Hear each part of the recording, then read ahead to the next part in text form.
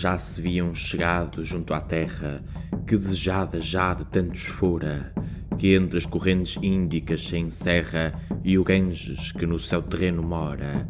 Ora sus, gente forte que na guerra quereis levar a palma vencedora, já sois chegados, já tendes diante a terra de riquezas abundante. A vós, ó geração de luz, o digo, que tão pequena parte sois no inundo, não digo ainda no mundo, mas no amigo, curral de quem governa o céu rotundo. Vós, a quem não somente algum perigo estorva conquistar o povo imundo, mas nem cobiça ou pouca obediência da madre que nos céus está em essência. Vós, portugueses, poucos quanto fortes, que o fraco poder vosso não pesais, vós que à custa de vossas várias mortes a lei da vida eterna dilatais. Assim do céu deitadas são as sortes que vós, por muito pouco que sejais, muito façais na santa cristandade, que tanto ao Cristo exaltas a humildade. Vede-los alemães, soberbo gado, que por tão largos campos se apacenta, do sucessor de Pedro rebelado, novo pastor e nova seita inventa. Vede-lo em feias guerras ocupado, que ainda com o cego error se não contenta, não contra o soberbíssimo otomano, mas por ser do jugo soberano. Vede-lo duro inglês que se nomeia rei da velha e santíssima cidade, que o torpe ismaelita senhoreia. Quem viu honra tão longe da verdade, entre as boreais neves se recreia, nova maneira faz da cristandade. Para os de Cristo tem a espada nua, não por tomar a terra que era sua. Guarda-lhe por entanto um falso rei, a cidade Hierossólima terrestre, enquanto ele não guarda a santa lei da cidade Hierossólima celeste. Pois de ti, galo indigno, que direi? Que o nome cristianíssimo quiseste, não para defendê-lo nem guardá-lo, mas para ser contra ele e derrubá-lo. Achas que tens direito em senhorios de cristãos, sendo o teu tão largo e tanto, e não contra o Sinífio e Nilo rios, inimigos do antigo nome santo? Ali se onde provar da espada aos fios, em quem quer reprovar da igreja o canto, de Carlos, de Luís o nome e a terra herdaste, e as causas não da justa guerra? Pois que direi daqueles que em delícias que o vil ócio no mundo traz consigo, gastam as vidas, logram as divícias, esquecidos de seu valor antigo, nascem da tirania inimicícias, que o povo forte tem de si inimigo. Contigo Itália falo já submersa em vícios mil e de ti mesma adversa. Ó míseros cristãos pela ventura, sois os dentes de Cadmo desparzidos, que uns aos outros se dão a morte dura, sendo todos de um ventre produzidos. Não vedes a divina sepultura, possuída de cães que sempre unidos vos vêm tomar a vossa antiga terra, fazendo-se famosos pela guerra? Vedes que têm por uso e por decreto, do qual são tão inteiros observantes, a juntarem o exército inquieto contra os povos que são de Cristo amantes. Entre vós nunca deixa a fera haleto de semear cisâneas repugnantes. Olhai se estáis seguro de perigos, que eles e vós sois vossos inimigos. Se cobiça de grandes senhorios vos faz ir conquistar terras alheias, não vedes que Pactolo e Ermo rios ambos volvem auríferas areias? Em Lídia, a Síria lavram de ouro os fios, África escondem silos entre veias. Mova-vos já se quer riqueza tanta, pois mover-vos não pode a casa santa. Aquelas invenções feras e novas de instrumentos mortais da artilharia já devem de fazer as duras provas nos muros de Bizâncio e de Turquia. Fazei que torne lá as silvestres covas dos Cáspios montes e da Sítia fria, a turca geração que multiplica na polícia da vossa Europa rica. Gregos, traces, arménios, georgianos, bradando-vos estão que o povo bruto lhe obriga os caros filhos aos profanos, preceptos do Alcorão, duro tributo, em castigar os feitos inumanos. Vos gloriai de peito forte e astuto, e não queirais louvores arrogantes, de serdes contra os vossos muito possantes. Mas entanto que cegos ou sedentos, andais de vosso sangue, ó gente insana, não faltarão cristãos atrevimentos nesta pequena casa lusitana. De África tem marítimos assentos, é na Ásia mais que toda soberana, na quarta parte nova os campos ara, e se mais mundo houvera, lá chegara. E vejamos entanto o que acontece. Aqueles tão famosos navegantes, depois que a branda Vênus enfraquece, o furor vão dos ventos repugnantes, depois que a larga terra lhe aparece, fim de suas porfias tão constantes, onde venham semear de Cristo a lei e dar novo costume e novo rei. Tanto que à nova terra se chegaram leves embarcações de pescadores, acharam que o caminho lhe mostraram de Calcute, onde eram moradores. Para lá logo as proas se inclinaram, porque esta era a cidade das melhores, do Malabar melhor, onde vivia o rei que a terra toda possuía. Além do Indojás e aquém do Ganges, um terreno muito grande e assaz famoso, que pela parte austral o mar abrange e para o norte o Hemódio cavernoso. Jugo de reis diversos o constrange a várias leis. Alguns o vicioso Mahoma, alguns os ídolos adoram, alguns os animais que entre eles morri. Lá bem no grande monte que cortando tão larga terra toda a Ásia discorre, que nomes tão diversos vai tomando segundo as regiões por onde corre. As fontes saem, de onde vêm emanando os rios cuja grá corrente morre no mar Índico e cercam todo o peso do terreno fazendo quersoneço. Entre um e outro rio, em grande espaço, sai da larga terra uma loira ponta, quase piramidal, que no regaço, no mar com Ceilão insula confronta, e junto de onde nasce o largo braço, gangético, o rumor antigo conta, que os vizinhos da terra moradores, do cheiro se mantêm das finas flores. Mas agora de nomes e de usança, novos e vários são os habitantes, os délis, os patanês, que em possança, de terra e gente são mais abundantes, de canis, oriás, que a esperança têm de sua salvação nas ressonantes águas do Gange e a terra de Bengala, fértil de sorte que outra não lhe iguala. O reino de Cambaia belicoso, dizem que foi de Poro, rei potente, o reino de Narsinga poderoso, mais de ouro e pedras que de forte gente. Aqui se enxerga lá do mar ondoso um monte alto que corre longamente, servindo ao Malabar de forte muro, com que do Canará vive seguro. Da terra os naturais de Chamongate, do pé do qual pequena quantidade se estende uma fralda estreita que combate do mar a natural ferocidade. Aqui de outras cidades sem debate, Calcute tem a ilustre dignidade. De cabeça de império rica e bela, Samorim se intitula o senhor dela. Chegada à frota ao rico senhorio, um português mandado logo parte, a fazer sabedor o rei gentio da vinda sua a tão remota parte. Entrando o mensageiro pelo rio, que ali nas ondas entra a não vista arte, a cor, o gesto estranho, o trajo novo, fez concorrer a vê-lo todo o povo. Entre a gente que a vê-lo concorria, se chega o Maometa que nascido, fora na região de Berbéria, lá onde fora Anteu obtecido, ou pela vizinhança já teria o reino lusitano conhecido, ou foi já assinalado de seu ferro, fortuna o trouxe a tão loiro desterro. Em vendo o mensageiro com jucundo, rosto como quem sabe a língua hispana, lhe disse: quem te trouxe a este outro mundo, tão longe da tua pátria lusitana? Abrindo, lhe responde, o mar profundo, por onde nunca veio gente humana, vimos buscar do Indo a grão corrente, por onde a lei divina se acrescente. Espantado ficou da grave viagem o mouro, que Monsaide se chamava, ouvindo as opressões que na passagem do mar o lusitano lhe contava. Mas vendo enfim que a força da mensagem só para o rei da terra relevava, lhe diz que estava fora da cidade, mas de caminho pouca quantidade. E que entanto que a nova lhe chegasse, de sua estranha vinda se queria, na sua pobre casa repousasse, e do manjar da terra comeria. E depois que se um pouco recriasse, com ele para a armada tornaria, que alegria não pode ser tamanha que achar gente vizinha em terra estranha. O português aceita de vontade o que o ledo Monsaide lhe oferece, como se longa fora já a amizade, com ele come e bebe e lhe obedece.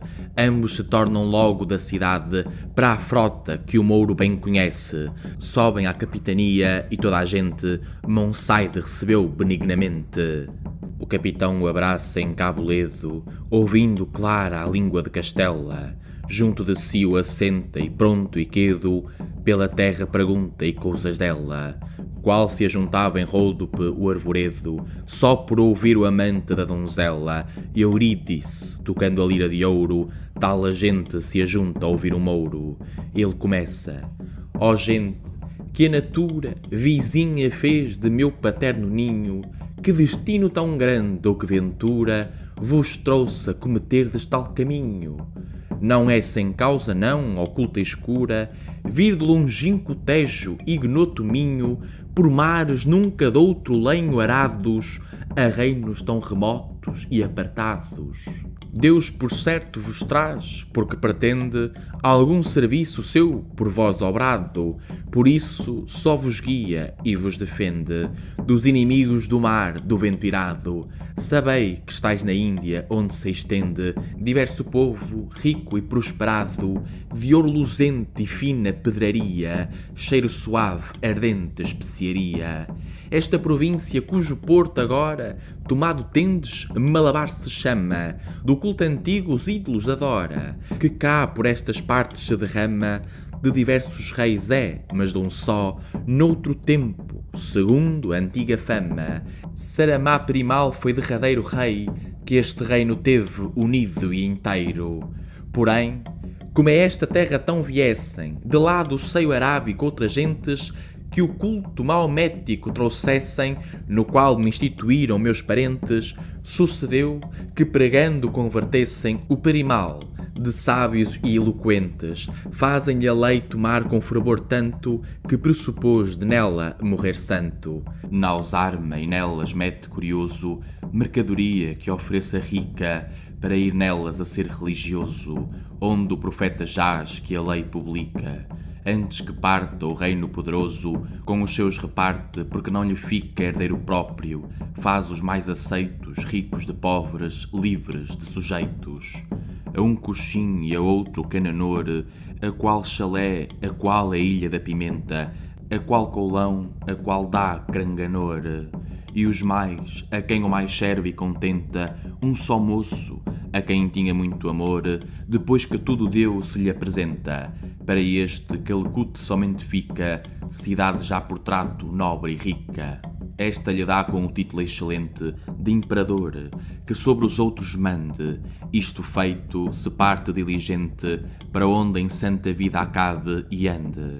E daqui fica o nome de potente, Samori, mais que todos digno e grande, ao moço e descendentes, de onde vem este que agora o império manda e tenha.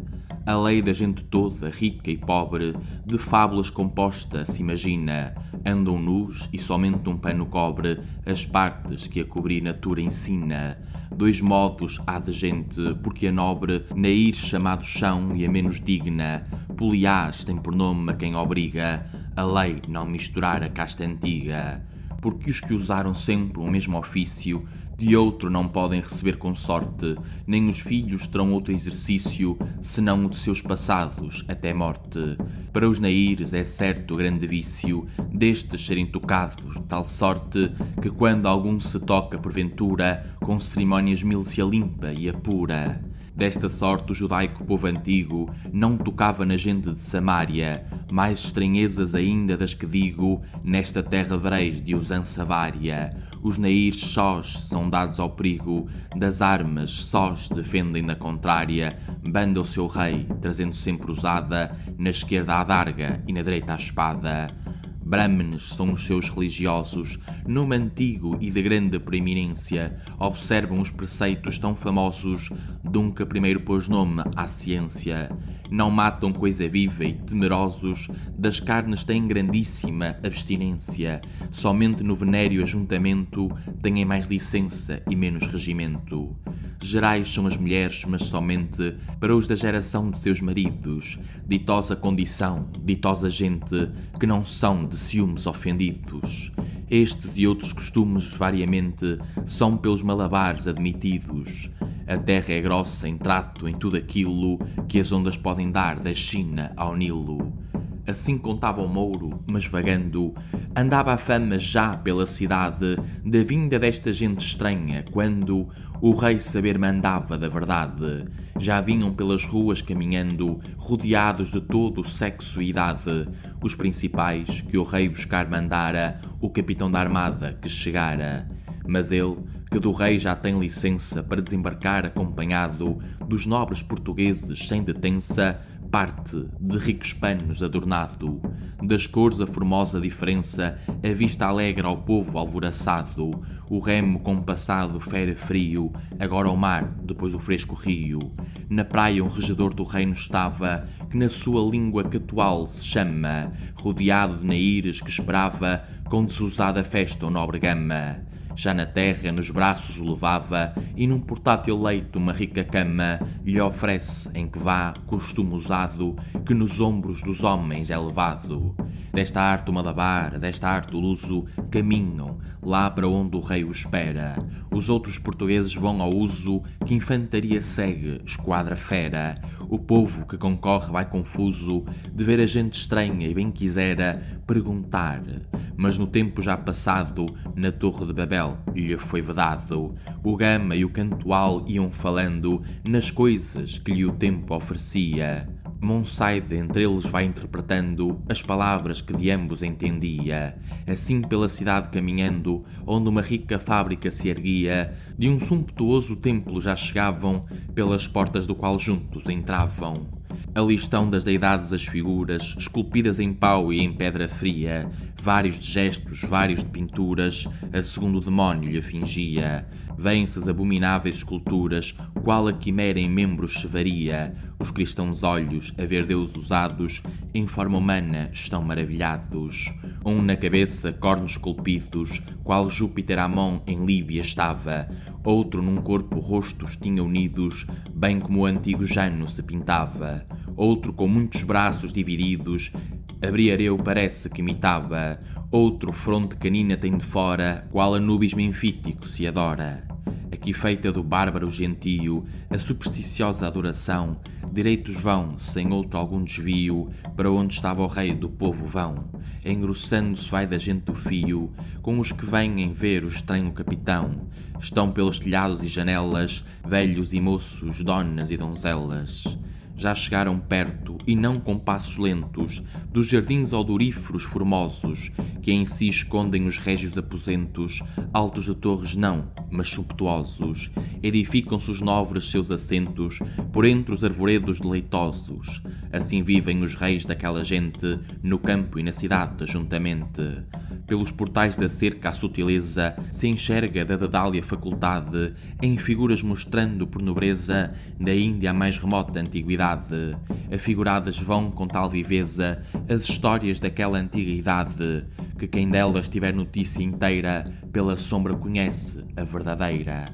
Estava um grande exército que pisa a terra oriental, que o Idaspe lava, rege um capitão de fronte lisa, que com frondentes tirsos pelejava, por ele edificada estiva Nisa, nas ribeiras do rio que manava, tão próprio que se ali estiver semele, dirá por certo que é seu filho aquele. Mais avante, bebendo seca o rio, mui grande multidão da assíria gente, sujeita a feminino senhorio, de uma tão bela como incontinente. Ali tem junto ao lado nunca frio, esculpido feroz ginete ardente, com quem teria o filho competência, amor nefando, bruta incontinência. Daqui mais apartadas tremulavam as bandeiras de Grécia gloriosas, terceira monarquia, e subjugavam até as águas gangéticas ondosas. De um capitão mancebo se guiavam, de palmas rodeado valerosas, que já não de Filipo, mas sem falta, de progenie de Júpiter se exalta. Os portugueses, vendo estas memórias, dizia o catual ao capitão: tempo cedo virá que outras vitórias, estas que agora olhais, abaterão. Aqui se escreverão novas histórias, por entre gentes estrangeiras que virão. que os nossos sábios magos o alcançaram quando o tempo futuro especularam. E diz-lhe mais a mágica ciência que para se evitar força tamanha não valerá dos homens resistência que contra o céu não vale da gente manha. Mas também diz que a bélica excelência nas armas e na paz da gente estranha será tal que será no mundo ouvido o vencedor por glória do vencido. Assim falando entravam já na sala onde aquele potente imperador numa camilha jaz que não se iguala de outra alguma no preço e no lavor. No recostado gesto se assinala um venerando e próspero senhor, um pano de ouro cinge e na cabeça de preciosas gemas se adereça. Bem junto dele um velho reverente, com os olhos no chão de quando em quando, lhe dava a verde folha da erva ardente, que a seu costume estava ruminando. Um Brahmane, pessoa por eminente, para o gama vem com passo brando, para que ao grande príncipe o apresente, que diante lhe acena, que se assente. Sentado gama junto ao rico leito, os seus mais afastados, pronto em vista, estava o samuri no trajo e jeito da gente nunca de antes dele vista.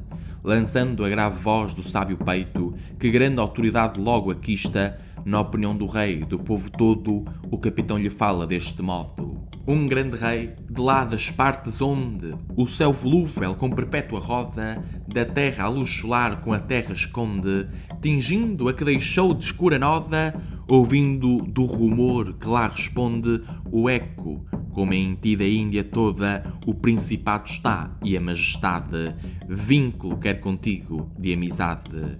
E por longos rodeios a ti manda, por te fazer saber que tudo aquilo que sobre o mar, que sobre as terras anda, de riquezas, de lá do Tejo ao Nilo, e desde a fria plaga de Gelanda, até bem donde o sol não muda o estilo, nos dias, sobre a gente de Etiópia, tudo tem no seu reino em grande cópia.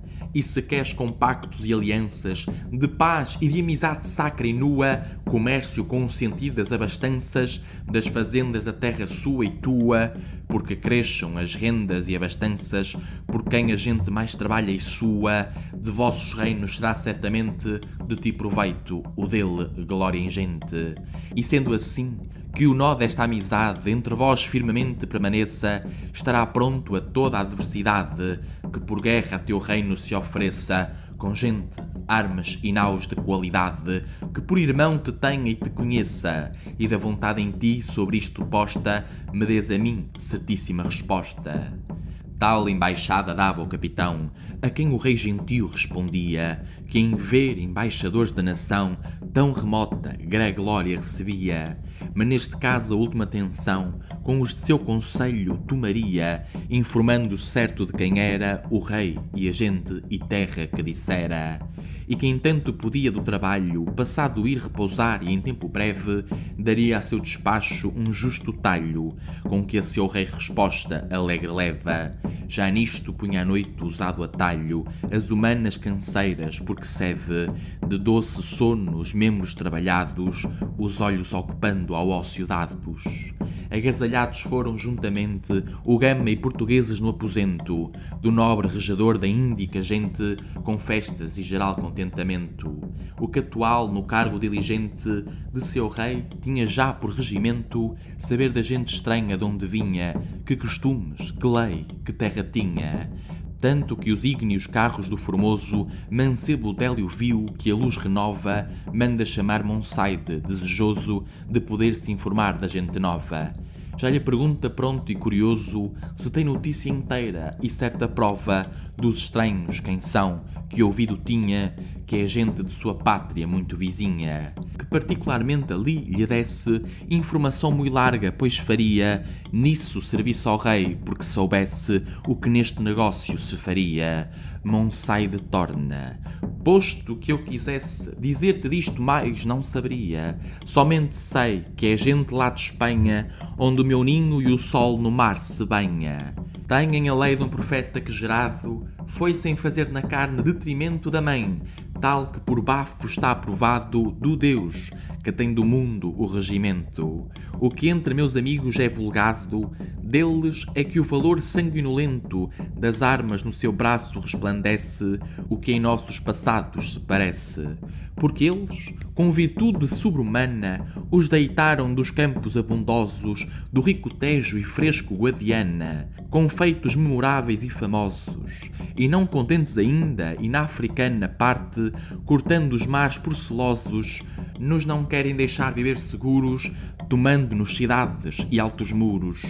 Não menos tenham mostrado esforço e manha em quaisquer outras guerras que aconteças, ou das gentes belígeras de Espanha, ou lá de alguns que do Pirne deixam, assim que nunca enfim com lança estranha se tem que por vencidos se conheçam, nem se sabe ainda, não, te afirmo e acelo, para estes Aníbais nenhum Marcelo.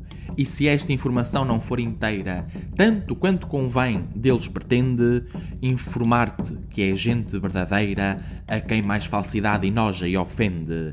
Vai ver-lhe a frota, as armas e a maneira do fundido metal que tudo rende, e folgarás de veres a polícia portuguesa na paz e na milícia. Já com desejos o idolatra ardia de ver isto que o Mouro lhe contava. Manda esquipar batéis que ir ver queria os lenhos em que o Gama navegava. Ambos partem da praia a quem seguia a naíra geração que o mar coelhava. A capitania sobe em forte e bela, onde Paulo os recebe a bordo dela. Purpúreos são os toldos e as bandeiras do rico fio são que o bicho gera. Nelas estão pintadas as guerreiras, obras que o forte braço já fizera. Batalhas tem campais aventureiras, desafios cruéis, pintura fera, que tanto que ao gentio se apresenta, a tanto nela os olhos apascenta. Pelo que vê pergunta, mas o Gama lhe pedia primeiro que se assente, e que aquele deleite que tanto ama, aceita, epicureia, experimente. Dos espumantes vasos se derrama o licor que Noé mostrar à gente, mas comer o gentio não pretende, que aceita que seguia lhe o defende. A trombeta, que em paz no pensamento, imagem faz de guerra, rompe os ares, com o fogo diabólico instrumento, se faz ouvir no fundo lá dos mares. Tudo o gentio nota, mas o intento mostrava sempre ter nos singulares feitos dos homens que em retrato breve a muda poesia ali descreve. Alça-se em pé, com ele o Gama junto, coelho de outra parti e o mauritano, os olhos põe no bélico transunto de um velho branco aspecto venerando, cujo nome não pode ser defunto enquanto houver no mundo o trato humano. No trajo a grega usança está perfeita, um ramo por insígnia na direita, um ramo na mão tinha. Mas ó cego, eu que cometo insano e temerário, sem vós, ninfas do Tejo e do Mondego, por caminho tão árduo, longo e vário, vosso favor invoco que navego por alto mar, com vento tão contrário, que se não me ajudais, ei grande medo, que o meu fraco batel se alague cedo. Olhai que há tanto tempo que cantando o vosso Tejo e os vossos lusitanos, a fortuna me traz peregrinando, novos trabalhos vendo e novos danos. Agora ao mar, agora experimentando os perigos mavórcios e inumanos, qual canace que à morte se condena, numa mão sempre a espada e noutra a pena. Agora com pobreza aborrecida, por auspícios alheios degradado, agora da esperança já adquirida, de novo, mais que nunca derribado, agora às costas escapando a vida, que de um fio pendia tão delgado, que não menos milagre foi salvar-se, que para o rei judaico acrescentar-se. E ainda, ninfas minhas, não bastava que também as misérias me cercassem, senão que aqueles que eu cantando andava, tal prémio de meus versos me tornassem. A troco dos descansos que esperava, das capelas de ouro que me honrassem, trabalhos nunca ousados me inventaram, com quem tão duro estado me deitaram.